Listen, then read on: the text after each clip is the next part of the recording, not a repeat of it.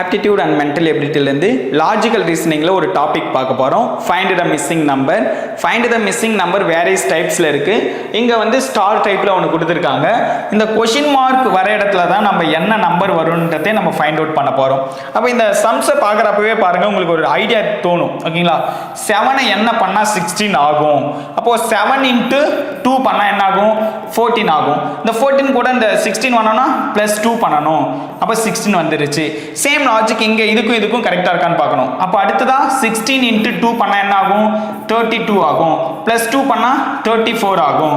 Okay, logic கரெக்டாக இருக்குது. அப்போ அடுத்து இந்த நம்பரை நம்ம அதே போல் ×2 பண்ணி +2 பண்ணால் இங்கே வர வேல்யூ தான் வரும். ஆனால் இங்கே கொடுத்துருக்கிற நம்பருக்கு அந்த லாஜிக் கரெக்டாக இருக்கான்றதை செக் பண்ணணும்.